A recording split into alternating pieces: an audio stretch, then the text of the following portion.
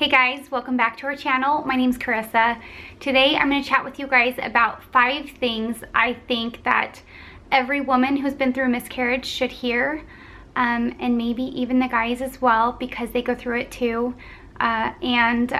This was not part of the plan today. I had a plan to record something totally different, but as I was watching some of my old vlogs on my miscarriages, I just felt like this is what I needed to hear. And so I feel like maybe someone else needs this. I'm not sure if it's you or if it's someone that you love, but it's been almost 10 months since our second miscarriage, and I think I have a whole lot of healing still left to do, and that I'm really nervous to share this. And sometimes when I just feel drawn to share something, I feel like that's exactly what I need to do right then and there, and I need to just put it out there. So I'm really nervous to share this. So I hope this helps someone else. So the first thing I want to share is that your loss matters, that your baby at any stage matters, and that whether you lose your child at 4 weeks or whatever, 9 weeks, 12 weeks, 16 weeks, or or later, your loss matters. You don't only lose a child, but you lose a dream, you lose birthdays, you lose Christmases, you lose a life with that child. Your pain is real, it's valid, and yeah, and it matters. The second thing that I want to share is that I really hope in the infertility community, women community actually, is that I hope we stop comparing journeys. Whether someone's done an IUI, IVF, has had 5 miscarriages or 1, or has had, whatever other heartbreak they've been through, I hope we can really stop comparing people's journeys. I cannot tell you how many people have told me the day I found out, that my baby's heartbeat stopped or whatever, their first question is, well, how far along were you? As if me telling them, oh, I was 9 weeks, and them saying, oh, well, at least you were only that far along, is going to make it better. Or them telling me after I tell them, how far along I was, them telling me, well, I was this far along, or I was that far along. And I just want to be like, so does my pain not count? Like, my pain still counts. I still lost a child too. I still lost, so much, just like I shared. And yeah, I hope that as women we can rally around each other and lift each other up. I love the quote, a rising tide lifts all the boats in the harbor. And if we're not cheering each other on and we're not there for one another, we can't do that. We can't if we're not there to support one another, we can't expect anyone else to support us and lift us. And really, I totally believe that a rising tide, or women can be so powerful in lifting each other up during heartache or amazing success. So anyway, yeah, let's stop comparing journeys, because no two people are going to go through heartache the same, or grief the same, or trials the same, and that's okay. I also want to share that it's okay to not be okay. I have shared this over and over and over the last 2.5 years that we've been sharing our life, our infertility, our miscarriages on YouTube and Instagram. And it's something that I really believe. I believe that it's okay to share the tears and to share the hard moments, because we all have them.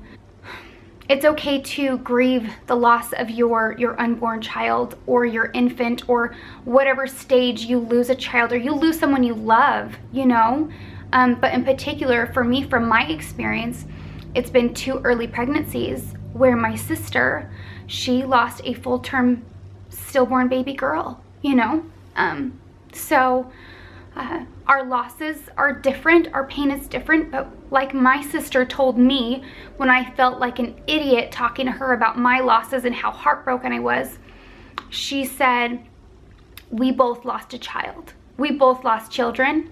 Like, we both are allowed to hurt. So I will forever hold that dear. near and dear to my heart because it has kept me going after I've heard so many people say you were only this far along, your baby wasn't a real baby, and all of those awful things that you hear. I want you to know that it's okay to long to hold your child. You know, it's okay to grieve the loss of your child. It's okay to acknowledge your loss and to acknowledge your grief and to feel that pain and heartache and anguish and that just crippling, you know, crippling pain that just takes you to your knees in anger and in despair and just, yeah, it's okay. It's okay to acknowledge that. And because it's real. Like I shared, that loss is real. I feel like it's important to show yourself grace during your, during the healing process, whatever that means for you. And like I said, no two people's journeys are the same, but no two people are going to cope or heal through their losses the same either. So I may cope differently than you, or I may take longer to cope than you. Yeah, and there's no right or wrong way, no matter how many people want to tell me the way I cope is wrong. You can't tell me that, just like I can't tell you the way you cope is wrong, unless it's bad, right? Don't do anything that's going to be harmful to you or to other people. Like, I guess there is a wrong way to cope when it comes to that. But anyway, so yeah, it's okay to not be okay. It's really helped me to find some way to connect with my babies. And I'm hoping that the same goes for my sister who's lost my niece Amina. And I shared about that in the last video. I've been able to connect with my 2 pregnancies that I've lost, my 2 babies, that for some reason, because people have made comments to me about how far along I was, or because it was a blighted ovum, or, you know, whatever, that it doesn't matter. So it's in my head that I can't call them my babies for some reason. And isn't that awful?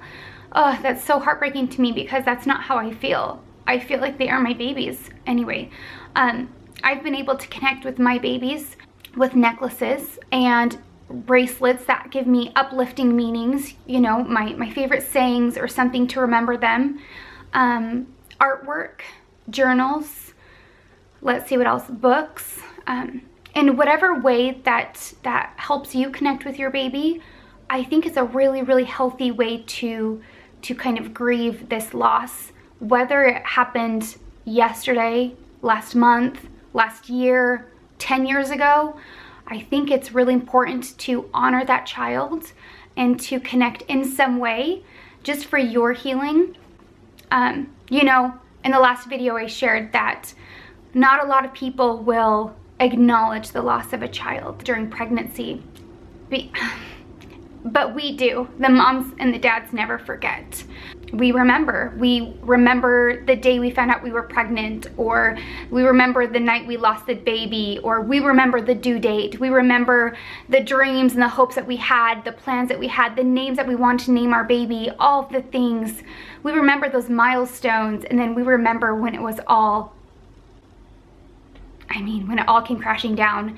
And yeah, necklaces like the Amina Hope necklace that I named after my niece has helped me connect. Also, other jewelry that I've had.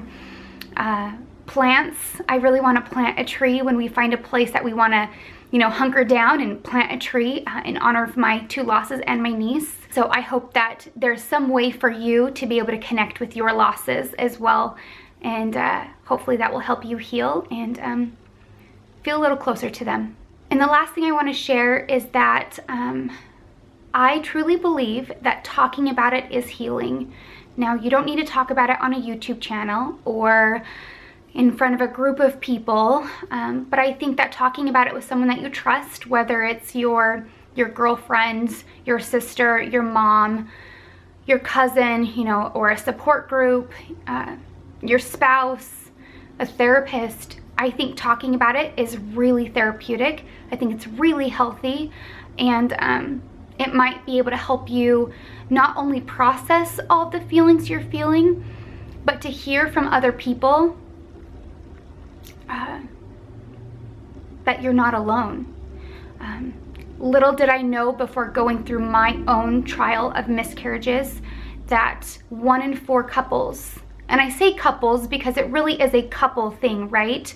A couple's heartache. 1 in 4 couples will lose a pregnancy or a baby during pregnancy delivery or infancy. And that is so heartbreaking. But I didn't know that before I went through my own heartache.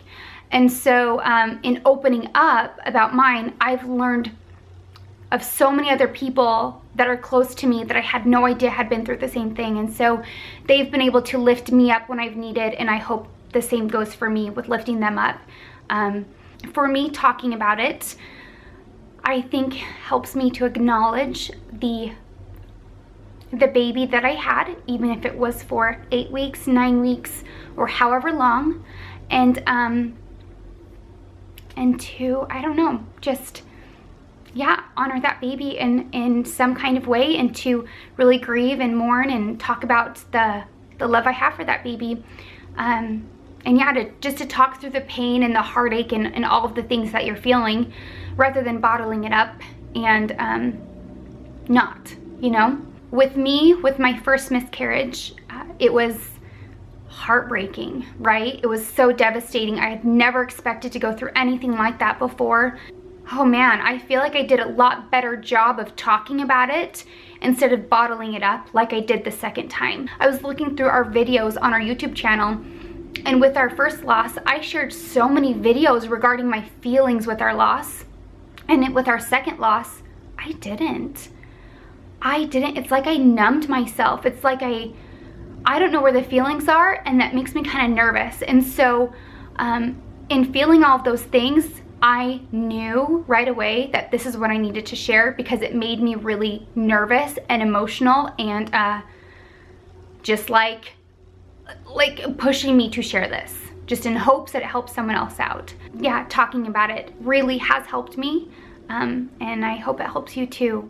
Yeah, I hope this helps you or someone else that you love in some way. I will be putting up a video, hopefully Sunday, about how to help somebody that's gone through child loss or miscarriage, how to help support them. I think that's very important, because I know for me, I have felt so lonely, so alone, but I have also received so much support from some people. And anyway, I think that is an important topic, especially because I get asked that all the time. So look for that. Don't forget to subscribe below so that you can get the notification. You can even turn your bell on. Give this video a thumbs up. YouTube likes that because then it makes them think you want to see it. Anyway, all right, you guys, I love you. You can find me on Instagram at CarissaBarZ. And yeah, I love you guys. I love my babies. I love my niece. And I love you. I'll talk to you later. Toodles.